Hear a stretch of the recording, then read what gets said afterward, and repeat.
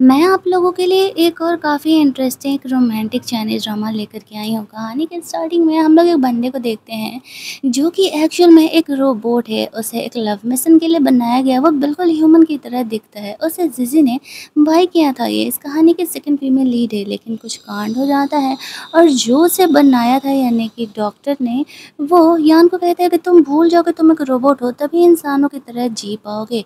इसके बाद से हमारी एंट्री होती है इस कहानी के हीरोइन की, एंजी, जो कि खुद की ही शादी से भाग रही होती है। उसके पीछे उसका बंदा और उसके बहुत सारे वाले बॉडीगार्ड्स पड़े हुए थे ताकि वो उसे वापस लेकर के जा कर के शादी कर सके। एंजी इस तरीके से रोड में भाग रही होती है, उसका एक्सीडेंट होने वाला था और ये चीज़ जान को पता चल जाता है और वो यहाँ पर के ऐसे हीरोइक स्टाइल में एंजी को बचा लेता है। एंजी यहाँ पर ये ध्यान नहीं दे पाती है कि यान एक्चुअल में एक सुपर हीरो की तरह आकर के इस तरीके से एक हाथ से ट्रक रोक करके उसे बचाया है। वो ट्रक वाला तो कहीं पुलिस केस में ना फंस जाए, इस वजह से डर के मारे वहाँ से फरारी हो लेता है। अब यहाँ पर एन जो उस बंदे से पीछा छुड़ाने के लिए सबके सामने यहाँ पर यान को किस करती है और कहती है कि एक्चुअल में ये मेरा बॉयफ्रेंड है और इसी वजह से मुझे तुमसे शादी नहीं करनी है। यान के लाइफ का ये फर्स्ट केस था। एक्चुअल में यान का नाम रोबोट 009 है, लेकिन आगे चलकर उसका नाम यान होने वाला है, इसलिए मैंने पहले ही बता दिया। तो यान के लाइफ का ये फर्स्ट किस था और उससे काफ़ी अलग सा फील हो रहा था यहाँ पर। और वो यहाँ पर एंजी का हेल्प करने के लिए तैयार हो जाता है। जो बंदा यहाँ पर एंजी से शादी करना चाहता था, वो उसे कहता है कि मैं यान से किस चीज़ में कम हूँ जो तुम मुझे छोड़ करके उससे शादी कर रही हो। अभी यहाँ पर हम लोग देखते हैं कि उन दोनों के बीच में कंपटीशन होने लगता है और वो भी पुशअप का कंपटीशन। अब एक रोबोट से एक इंसान भला कैसे ही जीत सकता है। पहले तो वन हैंड पुशअप यान कर रहा था, फिर वन फिंगर पुशअप करने लगा और ये थोड़ा ज़्यादा हो गया कि वो बिना किसी हाथ के पुशअप पे पुशअप मारे जा रहा है। अब एनजे के इस बंदे को हार मानना पड़ता है, उसके हाथ में मोच आ गया था। ये देख कर के यान वहाँ पर जाकर के उसका हाथ ठीक कर देता है और बदले में वो बंदा खुश होकर के कहता है, आज से अपन दोनों लोग भाई भाई और एंजी मेरी भाभी। मैं एंजी को छोड़ देता हूँ, मुझे बस से शादी नहीं करनी है। एंजी सोचती है कि चलो अच्छा है, अब इससे पीछा छूट गया। अब यहाँ पर उनके जाने के बाद वो यान से भी पीछा छुड़ाना चाह रही थी। जल्दी जल्दी टैक्सी बुला करके वो टैक्सी के अंदर जाती है और यान को आज का हेल्प करने के लिए थैंक्स बोल करके वहाँ से टरका रही होती है, लेकिन यान तो जाने का नाम ही नहीं ले रहा था। तो एंजी के पास जितने पैसे थे वो उसे देते हुए कहती कि फ़िलहाल के लिए तुम्हें पैसे रखो और अगर और चाहिए होंगे तो मुझे बता देना। लेकिन यान को पैसे से मतलब ही नहीं था ना। अब एंजी की वो फर्स्ट लव बन चुकी थी क्योंकि एंजी ने उसे किस किया था और उसका किस यहाँ पर यान के मेमोरी में लॉक हो गया था। इसी वजह से अब वो उसे छोड़ करके कहीं नहीं जाने वाला था और वैसे बार बार बेबी करके बुला रहा था। एंजी के सब कुछ काफ़ी वियर्ड लगता है। यान को उल्लू बना करके वो टैक्सी लेकर भागने की इरादे में थी, लेकिन वो वापस से एक हाथ से टैक्सी को रोक लेता है और फिर फटाक से एंजी के टैक्सी में जा करके बैठ जाता है। वो उसे समझाता है कि वो उसका हमेशा ख्याल रखेगा, वो उसे अपने साथ घर लेकर के चले। अब एंजी सोचती है कि अगर ये पपट की तरह बिहेव कर रहा है और वो उसका सारा बात मान रहा है, तो फिर एक बॉयफ्रेंड रखने से बेहतर है कि वो यान को ही अपने साथ रखें। वैसे भी उसके बदमाश घर वाले जो कि उसके आने का इंतज़ार कर रहे हैं, शायद उससे वो हेल्प कर सके। दूसरे सीन में हम लोग उस गर्ल जीजी को देखते हैं जो कि अपने बॉडीगार्ड्स को काफ़ी गरिया रही होती है कि उनकी वजह से हमारा वो रोबोट जिसमें कि उसने 10 बिलियन खर्च किए हैं, वो उनसे खो गया। बट वो कहते हैं कि नहीं, उसके डॉक्टर ने जानता था कि वो उस रोबोट को हर्ट कर सकती है, इसी वजह से उसे बुला दिया और उसका ट्रैकर ऑफ है, इसी वजह से वो लोग उसे ढूंढ नहीं पा रहे हैं। वो गुस्सा करते हुए कहती है कि 1 हफ्ते का समय है, ढूंढ के लेके आओ। उनमें से एक वीडियो दिखाता है कि यान ने यहाँ पर अपने रोमांटिक लाइफ एनजी के साथ स्टार्ट कर दी है। ये देख कर के जीजी को और गुस्सा आने लगता है। उससे किसकी हिम्मत हुई उनकी चीज़ों को छीनने की, अब वो किसी को नहीं छोड़ने वाली। दूसरे सीन में हम लोग एंजी के मॉम और उसके स्टेप मदर और उसके स्टेप सिस्टर को देखते हैं, जो लोग कि यहाँ पर एंजी पर गुस्सा कर रहे थे क्योंकि वो शादी तोड़ करके आई थी।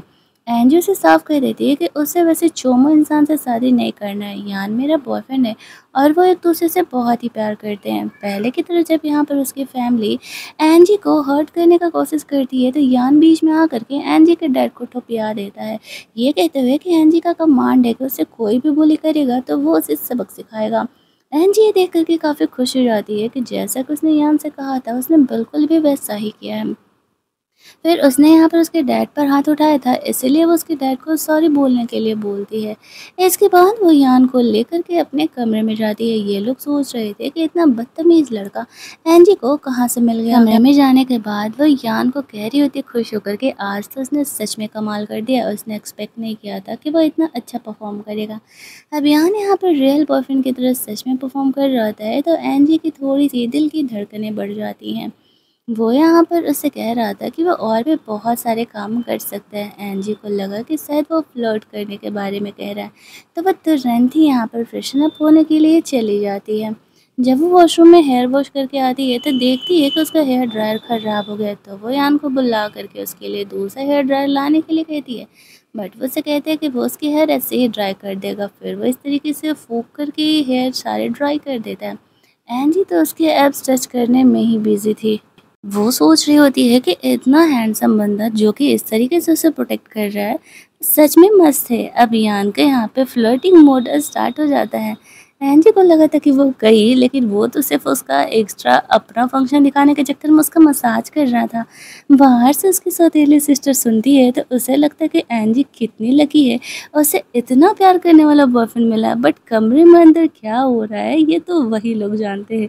बेचारी एंजी चिल्लाते रह जाती है और उसे लगता है कि इनके बीच तो धमाकेदार वाला रोमांस हो रहा है। और एंजी को देख करके उसकी सौतेली सिस्टर को जेलस होने लगता है कि 1 घंटा टाइम वाला मेरा बॉयफ्रेंड क्यों नहीं है। बेचारी एंजी थक के सो जाती है।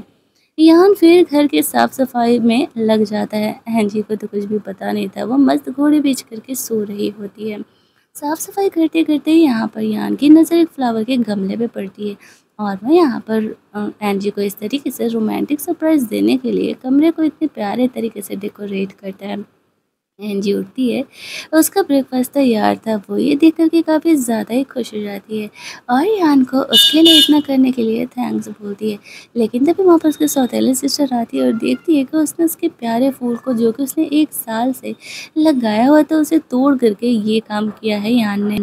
इस चीज़ को जैसे-तैसे सँभाले भी जाता है, तो यहाँ पर एंजी की स्टेप मदर ध्यान देती है कि उसके पालतू पेट को इसने यहाँ पर एंजी का ब्रेकफ़ास्ट बना दिया। अब तो ये देख कर के वो और ज़्यादा ही चिल्लाने लगती है। एंजी को ये देख कर के बहुत ही सुकून मिल रहा था। वो लोग वहाँ से बाहर निकलते हैं। वो यान को थैंक्स बोलते हुए कहती है कि तुम्हें पता है, अब तक इन लोगों ने मुझे इतना परेशान किया था इस घर में और मैं इन्हें कभी सबक नहीं सिखा पाती थी, लेकिन तुमने तो एक ही दिन में इन्हें सीधा कर दिया। वो यहाँ पर यान को बदले में इतना अच्छा काम किया है तो उसे किस करती है, लेकिन उसे तो लिप पर किस चाहिए थे और वो ले भी लेता है। इसके बाद एंजी जहाँ वर्क करती थी वो उधर के लिए निकल जाती है। इधर जीजी एंजी के एक्स को, जिससे कि उसकी शादी होने वाली थी, पकड़ के लेके आती है और पूछती है कि एंजी लोग है कहाँ बताने के लिए, और वो सब कुछ ही सब कुछ बक देता है। अब यहाँ पर जीजी के बंदे का काम था पता लगाना कि एंजी कहाँ काम कर रही है और यहाँ से उसे वापस छीन के लेकर के आना। उसका बंदा यहाँ पर डरते-डरते उसे ये बात बताता है और वो भी कहता है कि अगर वो यहाँ पर यान को एक बार किस कर लेगी तो वो वापस से रिबूट हो जाएगा, उसे एंजी की कोई फीलिंग नहीं रहेगी। अच्छा आप लोग बताओ, आपको ये कौन से कोरियन ड्रामा से मैचिंग लग रहा है? यहाँ पर हम लोग देखते हैं कि एंजी अपने कंपनी में जाती है जहाँ पर कि वो न्यू रोबोट्स को तैयार कर रही होती है। उसका बस उसके काम से बहुत ज़्यादा ही खुश था और आज वो एक न्यू रोबोट सबके सामने लॉन्च करने वाली थी, लेकिन तभी वहाँ पर उसकी बिजनेस राइवल आ जाती है। वैसे तो वो उसी की कंपनी की इन्वेस्टर थी, इन्वेस्ट की हुई थी, लेकिन वो एंजी को बिल्कुल पसंद नहीं करती है। यान पे लाइन मारते हुए कहती है कि मैं तुम्हारे काम में कभी टांग नहीं अड़ाऊंगी। अगर तुम यान से मेरा इंट्रोडक्शन करा दो तो इतना अच्छा बंदा तुम्हारे पास भला क्या कर रहा है। एंजल से कहती है अफसोस कि तुम थोड़ा लेट हो गई, ये मेरा बॉयफ्रेंड है। अभी यहाँ पर इन लोगों के बीच अच्छे खासे लड़ाई झगड़े होने लगते हैं और यान एंजी को प्रोटेक्ट करने के लिए इन सब की कुटाई लगा देता है। एंजी तो ये देख कर के काफ़ी खुश थी। थोड़ी देर बाद यहाँ पर हम लोग देखते हैं कि वो मेन ऑफ शुरू होता है शो, लेकिन यहाँ पर आ जाती है ज़िज़ी। अब ज़िज़ी तो के बारे में एंजी कुछ नहीं जानती थी, लेकिन यान उसे देखते ही पहचान जाता है। इन लोगों ने सिस्टम को हैक कर लिया था और जो एंजी का रोबोट था वो यहाँ पर एंजी पर अटैक करने वाला था और ये चीज़ कैसे भी करके यान को पता चल जाता है। वो इतना तो जानता था कि ज़िज़ी यहाँ पर पंगे ही क्रिएट करने के लिए आई हुई है। वो उसे हर्ट करना चाहता था क्योंकि उसने यहाँ पर उस डॉक्टर को मारा था, लेकिन फ़िलहाल ऐसा कुछ नहीं कर सकता था। जैसे ही यहाँ पर एंजी उसे सबके सामने दिखा रही होती है, वैसे ही वो यहाँ पर गुस्से में आकर के एंजी पर अटैक करने वाला था, लेकिन बीच में यान आ जाता है। और वो इस सिचुएशन को हैंडल करने के लिए जल्दी-जल्दी सबको बता देता है कि एक्चुअल में वो एक रोबोट है और वो एक बहुत ही हाई एडवांस रोबोट है और वो एनजी के अंडर में काम कर रहा है। ये देखते ही जेसी गुस्सा करने लगती है कि उसके अंदर ये प्रोग्रामिंग किसने डाला कि वो एनजी को जा कर के प्रोटेक्ट करे। वो तो बस एक रोबोट है और ह्यूमन की तरह उसके अंदर इमोशंस कैसे आ सकते हैं। एनजी ये देख कर के शॉक्ड हो जाती है कि एक्चुअल में यान एक रोबोट है। इतने दिनों से उसे तो इस बात की खबर ही नहीं थी और इतना ही नहीं, यहाँ पर बहुत सारे जो रिपोर्टर्स थे वो आकर के एनजीसीएस के बारे में पूछने लगते हैं। लेकिन यहाँ पर लो बैटरी होने की वजह से यान बेहोश हो जाता है और एनजी को जल्दी-जल्दी ये शो कंप्लीट करना पड़ता है और वो यान को वहाँ से चार्ज करने के लिए लेकर के जाती है। अब फ़िलहाल ऐसे सिचुएशन में जीजी उसका कुछ भी नहीं कर सकती थी, वो सिर्फ गुस्सा कर रही थी कि हमें यहाँ पर जल्द से जल्द यान को एनजी से छीनना होगा। वो अपने बंदे को जल्द से जल्द ये काम फिनिश करने के लिए कहती है। दूसरे सीन में हम लोग देखते हैं कि यान यहाँ पर चार्ज हो रहा था। एनजी के मन में भले ही यहाँ पे यान के लिए फीलिंग थी, लेकिन वो एक रोबोट है। वो उसे वहाँ पर छोड़ कर के जाने का डिसाइड करती है क्योंकि उसे लगा था कि शायद ये बंदा उसकी मॉम की तरफ से ब्लेसिंग के तौर पर भेजा हुआ है, लेकिन वो तो सिर्फ एक रोबोट जैसे ही वो यहाँ से निकलती है, जीजी गुस्से में आकर के अपने बंदे लोगों को यहाँ पर एनजी को हर्ट करने का ऑर्डर दे दी थी। वो लोग यहाँ पर एनजी का एक्सीडेंट करने के लिए जाते हैं, लेकिन तब तक यान यहाँ पर आके उसे प्रोटेक्ट कर लेता है। वो उसे कहता है कि वो उसे छोड़ कर के कैसे जा सकती है? एनजी कहती है कि तुम एक रोबोट है, एक इंसान नहीं। और मुझे लगा था कि तुम एक इंसान हो, तुमने मुझे ये बात कभी नहीं बताया। यान कहता है नहीं, मैंने तुम्हें बताया था, बट तुम समझी नहीं जब तुमने मेरा नाम पूछा था तो। एनजी सोचती है कि हाँ, ये बात भी तो बंदा सही कर रहा है, झूठ नहीं कर रहा है। तभी वहाँ पर जीजी आ जाती है और कहती है कि एक्चुअल में यान उसका है। उसने उसे खरीदने के लिए 10 मिलियन पैसे लगाए थे और वो गलती से जिस दिन मेरे पास आ रहा था वो तुम्हारे पास डिलीवर हो गया। तो एनजी कहती है ठीक है, ले जाओ। लेकिन यान उसके पास नहीं जाता है और कहता है कि एक्चुअल में ये डॉक्टर की किलर है। उस डॉक्टर को एनजी भी जानती थी क्योंकि दोनों एक ही फील्ड से बिलोंग करते थे, इसी वजह से वो उसे पहचानती थी। अभी यहाँ पर जब उसे ऐसा पता चलता है तो वो जीजी को कहती है कि फ़िलहाल तो ये तुम्हारे पास जाने से रहा है, ये मेरा बंदा है आज से, और ख़बरदार जब तुमने इसे हर्ट करने का कोशिश भी किया तो। इनके पास फ़िलहाल कोई सबूत नहीं था जीजी के हिसाब से, इसीलिए वो लोग जीजी का कुछ नहीं बिगाड़ सकते थे। गुस्से में आकर के यान यहाँ पर जीजी को मारने वाला था, लेकिन एनजी उसे रोक लेती है वरना उस पर पुलिस केस हो जाएगा। और फिर वो यहाँ से यान को लेकर के जाती है। दोनों का पैचअप हो जाता है। यान काफ़ी खुश था। एनजी उसे उस प्लेस पर लेकर के जाती है जहाँ पर कि यान काफ़ी लॉन्ग टाइम से जाना चाहता था, लेकिन उसे वक्त नहीं मिल पा रहा था। ये था उस डॉक्टर जिसका डेथ हुआ, उसका असली बेटा जो कि अभी कोमा में है, और उसने यहाँ पर यान को बिल्कुल उसी का फेस दिया था अपने बेटे को मिस करते हुए। एनजी सोचती कि ये कोमा में थी, इसे ठीक करने के लिए इसे ब्रेन चिप बना सकती है। यान भी उसे कहते हैं कि हाँ, वो डॉक्टर नेक्स्ट अब अपने बेटे को ठीक करने के लिए उसी ब्रेन चिप पर काम कर रहे थे। उससे पहले ही यहाँ पर जीजी ने उसे मार डाला। एंजी उसे प्रॉमिस करती है कि वो यान को होश में ला करके रहेगी और उसके लिए ब्रेन चिप बनाएगी जिससे कि उसकी मेमोरीज को देख सकें। दूसरी साइड यहाँ पर जीजी अपने इस बंदे को काफ़ी पिटाई लगा रही थी क्योंकि वो किसी काम का नहीं था। तभी यहाँ पर दूसरा बंदा कहता है कि मुझे एक सीक्रेट मिला है। एनजी का एक एक्स था जिससे कि उसकी शादी होने वाली थी, लेकिन एंगेजमेंट के जस्ट बाद उसका एक्सीडेंट में डेथ हो गया था। सीन कट होता है, हमें वहाँ पर उसके घर का सीन दिखाया जाता है। अब यहाँ पर हम लोग देखते हैं कि उसकी फैमिली यहाँ पर वापस से गुस्सा कर रही होती है, लेकिन जो एनजी थी वापस से वो उनके साथ वैसा ही बिहेव करती है और कहती है तुम लोगों को लगता है कि मेरे बफन से डर ख़त्म हो गया है, जो कि इस तरीके से तुम लोग बिहेव कर रहे हो। और रात में कमरे में यहाँ पर एंजी पूछ रही होती है कि यान में और क्या क्या फ़ीचर्स है, तो वो उसे अपने सारे फीचर्स बताता है और फ्लोटिंग मोड के बारे में भी बताता है। तो एंजी उसे फ्लोटिंग मोड ऑन करने के लिए कहती है। वो यहाँ पर उसे अपने ऐप्स टच करा रहा था और उसके ऐप्स टच करके तो एंजी के दिल के अरमान जग जाते हैं। यान उसे किस करने के लिए आगे बढ़ रहा था, लेकिन वो किस करता नहीं है। शायद ये फ्लोटिंग मोड उसके सिस्टम के लिए भी कुछ ज़्यादा हो रहा था। फिर वो यहाँ पर एंजी के पैर मसाज करने के लिए पानी वानी लेने के लिए चले जाता है। अब ये बात एंजी अपने ईगो पे ले लेती है और यहाँ पर यान को सीरियस करने के लिए कुछ इस तरीके से डांस करने लगती है, ये कहते हुए कि तुम मुझसे भला कैसे नहीं पढ़ने वाले हो। यान बेचारा खुद का बैटरी लो करके सोने की एक्टिंग करने लगता है। तभी वहाँ पर एंजी को उसके एक्स का कॉल आता है, एक्स यानी लू, जिससे कि उसकी शादी होने वाली थी। 3 साल बाद वो उसे कॉल कर रहा है। एंजी ये सुनते ही काफ़ी खुश हो जाती है कि उस कार एक्सीडेंट में उसका डेथ नहीं हुआ है। वो जल्दी-जल्दी रेडी हो कर के लू से मिलने के लिए निकलती हैं। यान यहाँ पर देखता है कि एंजी वहाँ से गायब है, तो वो उसे ढूँढते हुए वहाँ से बाहर निकलता है। यहाँ पर एंजी लू को देख कर के बहुत ही खुश हो जाती है। वो उससे कहती है कि मुझे लगा कि कार एक्सीडेंट में तुम्हारी मौत हो गई। लू कहती है नहीं, मैं बहुत ज़्यादा ही सीरियसली इंजर्ड हो गया था और फाइनली अब कोमा से बाहर आ गया हूँ। मैं ठीक हूँ, तो चलो 3 साल पहले जो हमने शादी बीच में छोड़ा था, क्यों ना उसे कंप्लीट कर लेते हैं। लेकिन अब यहाँ पर एंजी कंफ्यूज हो रही थी। तभी यहाँ पर यान आता है और कहता है कि वो इस लड़के के साथ क्या करे। उससे ऐसा लगता है कि शायद लू एंजी को हर्ट करना चाह रहा है। लू एंजी पर गुस्सा करता है कि ये तुम्हारा बॉयफ्रेंड है, लेकिन एंजी उसे कहती है कि नहीं, ये मेरा रोबोट है।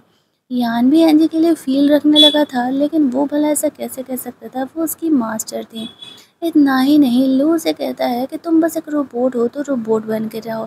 मैं और एंजी एक दूसरे से बहुत प्यार करते हैं। ऐसे सिचुएशन में एंजी यहाँ पर लू को चूज करती है और यान गुस्से में वहाँ से घर चले जाता है। लो यहाँ पर एंजी को एक होटल के कमरे में लेकर के जाता है, जहाँ पर कि उसने उसके लिए शादी-वादी का सारा प्रपोज़ल किया था। और दूसरी साइड यहाँ पर जीजी यान को किस करके उसे रिबूट करने के लिए आती है, लेकिन वो उसे रोक देता है और कहता है कि तुम उस डॉक्टर की किलर हो। ऐसा कहते हुए वहाँ से चले जाता है। इधर एंजी उस कमरे में थी। लू पहले तो उसके साथ इंटीमेट होना चाहता था, लेकिन वो उसे मना कर देती और कहती कि सब कुछ बहुत सडन हो रहा है, मुझे थोड़ा सा इन चीज़ों को अडॉप्ट करने के लिए समय चाहिए। वो उसे शादी करने के लिए भी प्रपोज करता है, लेकिन वो कंफ्यूज थी। ये कहती है कि ठीक है, 1-2 दिन में मैं तुम्हें सोच करके इस बात का जवाब देने वाली हूँ। लू भी समझ जाता है कि कहीं ना कहीं एंजी यान के लिए फील करने लगी है, इसलिए जिससे कि वो इतना प्यार करती थी उसे इस तरीके से रिजेक्ट कर रही है। एंजी खुद कंफ्यूज थी कि वो एक ह्यूमन हो करके इस तरीके से उस रोबोट से कैसे प्यार कर सकती है, लेकिन हम फीलिंग का क्या कर सकते हैं, वो तो कभी भी आ सकती है ना। फिर वो वहाँ से निकल जाती है, घर पहुँचती है। यान यहाँ पर एंजी का ब्रेकफास्ट पे वेट कर रहा था। वो उसे बताती है कि वो लू से 2 दिनों में शादी कर रही है।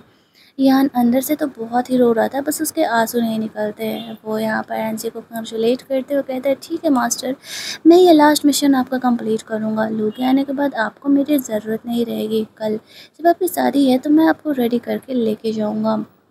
दूसरी साइड हम लोग देखते हैं कि लू यहाँ पर जिसी से मिला हुआ है। वो उसे कहता है कि वो एंजी को शादी करके लेके जाएगा, फिर वो अपना रोबोट अपने पास रखे। इसके बाद वो उन दोनों को कभी भी परेशान नहीं करेगी। जीजी कहती है कि ठीक है, हमारा एग्रीमेंट है। इसके बाद मैं एंजी को हर्ट करने का कभी भी कोशिश नहीं करूँगा। एक्चुअल में लू को जीजी की असलियत नहीं पता थी। इसके बाद हमें वो शादी वाला सीन दिखाया जाता है, जहाँ पर कि हम लोग देखते हैं कि एंजी शादी के लिए रेडी हो रही थी, लेकिन ना जाने कि वो बार-बार यान के बारे में ही सोचती है। यान वही ड्रेस पहन के आता है जब वो एंजी के साथ फर्स्ट टाइम मिल रहा था। एंजी को शादी के लिए लेके जाते समय वो उसे कहता है कि वो उसके लाइफ का फर्स्ट किस था, जो कि एंजी ने उसे किस किया, और वो उसकी लाइफ का सबसे रोमांटिक दिन था और वो उसे कभी नहीं भूलेगा। वो ये सब कुछ बोलता है। फिर एंजी को स्टेज पर छोड़ के आता है लू के लिए। एंजी लू की तरफ बढ़ती ज़रूर है, लेकिन उसके माइंड में यान ही था। यान यहाँ पर एंजी को लू के हवाले करके वहाँ से जाने लगता है, क्योंकि वो शायद नहीं रह सकता था उसके साथ। तो फिर यहाँ पर हम लोग देखते हैं एंजी को फ़ील होता है कि नहीं, वो एक्चुअल में अब यान के लिए फ़ील करती है और वो अपनी फीलिंग को अब जुटला नहीं सकती। उसे उससे प्यार हो गया। स्टेज पर वो लू को मना कर देती है और कहती है कि नहीं, मुझे यान से प्यार हो गया है, और जा कर के वो दोनों एक दूसरे के सामने यहाँ पर हक कर लेते हैं। लू उसे समझाने का पहले तो कोशिश करता है कि वो गलत कर रही है। एक्चुअल में यान एक रोबोट है, लेकिन यान जितने भी बंदे उन्हें पकड़ने के लिए आए थे सबको हरा देता है। एंजी उसे कहती है कि देखो, मैं अपनी फीलिंग का कुछ नहीं कर सकती। हाँ, माना मैं तुमसे बहुत प्यार करती थी, लेकिन अब मैं यान के लिए फील करती हूँ और मैं धोखा देके तुम्हारे साथ नहीं रह सकती हूँ। लू कहता है मैं समझ गया हूँ तुम क्या कहना चाह रही हो। मैं एक्चुअल में तुम्हें बचाने के लिए सब कुछ कर रहा था। जीजी तुम्हें नहीं छोड़ने वाली है। उसने मुझसे डील किया था कि एक्चुअल में वो यान को लेके जाएगी और तुम्हें हर्ट नहीं करेगी। यहाँ पर यान उसे एक वीडियो दिखाते हुए कहता है कि एक्चुअल में उसने इस डॉक्टर का मर्डर किया है और इसके थ्रू मैं उसे जेल भिजवा करके रहूँगा, चाहे जो भी हो जाए। जब लू को यहाँ पे चीज़ी की सच्चाई पता चलती है, तो उससे पता चलता है कि वो तो एक मर्डर के साथ डील कर रहा था और वो ऐसा नहीं कर सकता है। वो यहाँ पर एंजी को प्रॉमिस करता है, जिजी को जेल भिजवाने के लिए जो कुछ भी करना पड़ेगा वो करने के लिए तैयार है, और यहाँ पर वो यान और एंजी के बीच में नहीं आने वाला है। फिर वो दोनों अपनी शादी मना करके घर जाते हैं। आज इनका हनीमून था, लेकिन अब एंजी यहाँ पर यान को किस करने दे ही नहीं रही है। पहले जैसे वो उसे किस करने के लिए बोलती थी, यान नहीं करता था, और अब वो उसे तड़पा रही है। यहाँ पर यान बेचारा एंजी को बार बार किस करने का कोशिश करता है, लेकिन कोई फ़ायदा नहीं था। अगले दिन वो इसके लिए ब्रेकफास्ट बनाता है। एंजी यहाँ पर ऑफिस जाने के लिए रेडी वेडी होकर के आई थी, और वो काफ़ी खुश थी। अच्छा, आप क्या चूज करोगे, एक रोबोट बॉयफ्रेंड या एक ह्यूमन बॉयफ्रेंड? कमेंट में मुझे ज़रूर बताना। यहाँ पर हम लोग देखते हैं कि एंजी यान को बताती है आज ऑफिशियली वो अपने रोबोट को लॉन्च करने वाली है। इसी वजह से वो इस तरीके से रेडी वेडी हो करके ऑफिस जा रही है। यान इस चीज़ को लेकर के बहुत ही ज़्यादा खुश था, और वो कहता है कि ठीक है, वो यहाँ पर एंजी के साथ जाने के लिए ऑफिस तैयार। इसके बाद हम लोगों को वो ऑफिस का सीन दिखाया जाता है, जहाँ पर के जिजी भी आई हुई थी। वो अपने कंपनी की तरफ से भी यहाँ पर रोबोट प्रेजेंट करने वाली थी, और जो इन्वेस्टर थे यहाँ पर आकर के इन्वेस्ट करने वाले थे।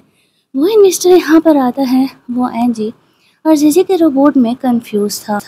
जैसे ही यहाँ पर एंजी आती है, जिजी यहाँ पर उसका जानबूझ करके इंसल्ट करने लगती है, और वो यहाँ पर दोनों के बीच में बहुत ज़्यादा ही वाले लड़ाई झगड़े होने लगते हैं।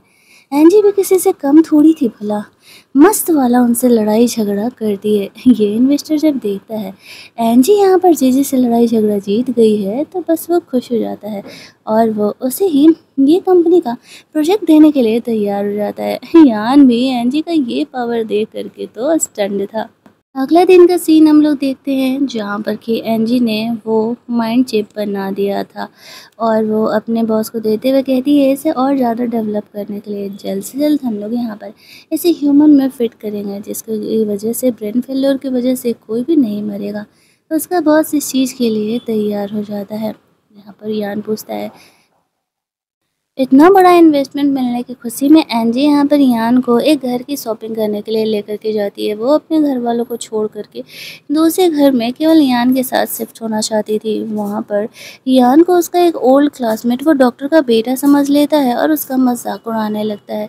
लेकिन जैसे ही यहाँ पर एंजी आती है और यान के साथ मिल करके एक बड़ा सा घर खरीदती है, फिर इनका शक्ल तो देखने ही लायक था। अगले सीन में यहाँ पर एंजी का वो बॉस उस चिप को अच्छे तरीके से क्रिएट कर चुका था, जिसके थ्रू हम पास्ट की मेमोरी को देख सकते थे। एंजी सबसे पहले उसे ट्राई करती है। उसे पहनने के बाद वो अपनी मॉम के साथ बिताए हुए पल को बहुत ही अच्छे तरीके से देख पा रही थी, और वो अपनी मॉम को बहुत ज़्यादा वाला मिस कर रही थी, और इसलिए रोने भी लगती है। यहाँ पर यान उन्हें संभालता है। उसके इस चिप की वजह से बहुत ज़्यादा ही उसकी पॉपुलैरिटी बढ़ रही थी, और ये देख करके जिजी को बहुत ज़्यादा ही गुस्सा आ रहा था। उसका मेन असिस्टेंट उसे कहता है कि अब बस अब कोई ऑप्शन नहीं रह गया, हमें यहाँ पे यान को फॉर्मेट ही करना पड़ेगा। वो पासवर्ड डाल करके जिजी को उसे किस करना हुआ, जिसके बाद कि वो हमेशा के लिए फॉर्मेट हो जाएगा, और यहाँ पर वो एंजी को बिल्कुल याद नहीं रहेगा। बस इसी मौके का इंतज़ार जिजी कर रही होती है। अगले दिन वो उस डॉक्टर के बेटे के पास जाती है, जहाँ पर कि वो दूसरे डॉक्टर को वो चिप देते हुए कहती है इसे यहाँ पर इस बंदे के माइंड में फिट कर देने के लिए, और अगर वो इसे अडॉप्ट कर लिया तो फिर उसे होश आ जाएगा। वो डॉक्टर ये पहली बार लाइफ में करने वाला था, लेकिन उसे एंजी के इस आविष्कार पर पूरा भरोसा था, इसलिए वो ट्राई करने के लिए तैयार था। यान एंजी से पूछता है कि क्या ये होश में आ जाएगा, तो वो उसी चूज करेगी क्योंकि वो ह्यूमन है। एंजी कहती है कि नहीं, कभी नहीं, उसे यान से प्यार हुआ और उसे फ़र्क नहीं पड़ता, वो इंसान है, ये ह्यूमन। फिर वो दोनों एक क्लब में जाते हैं, जहाँ पर कि खुशी की वजह से एंजी बहुत ज़्यादा ही ड्रिंक कर लेती है, और वो फुद्दू वाली हरकतें कर रही होती है।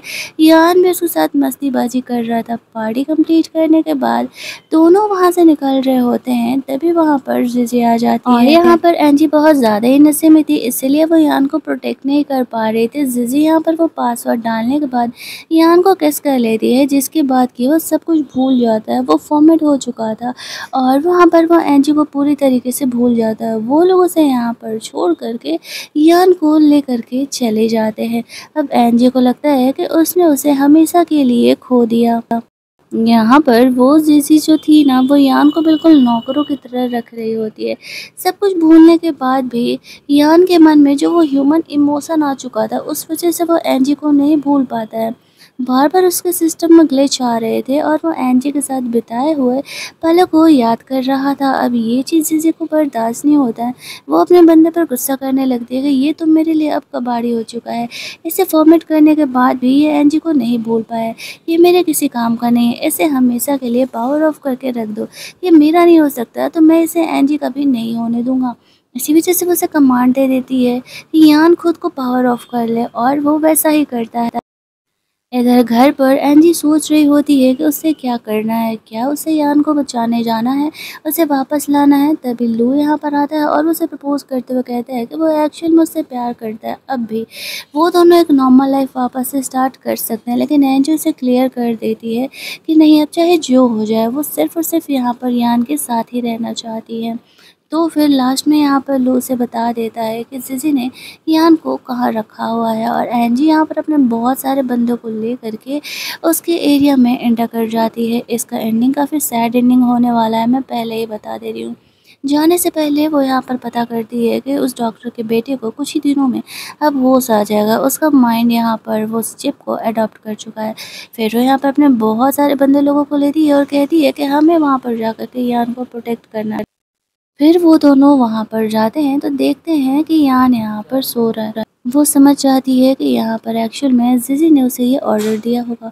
वो उसे किस करके वापस से होश में लाती है। यान को होश आते ही वो एंजी को पूरी तरीके से पहचान जाता है।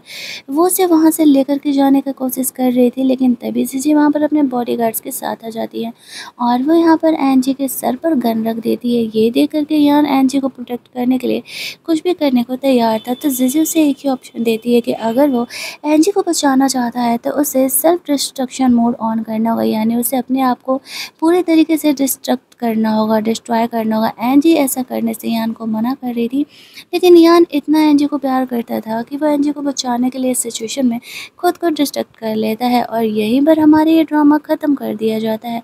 अगर आपको ये कहानी सच में अच्छी लगी होगी तो कहानी को लाइक शेयर करना, चैनल को सब्सक्राइब करना। मिलते हैं हम लोग एक और नई कहानी के हिंदी एक्सप्लेनेशन में। Keep watching.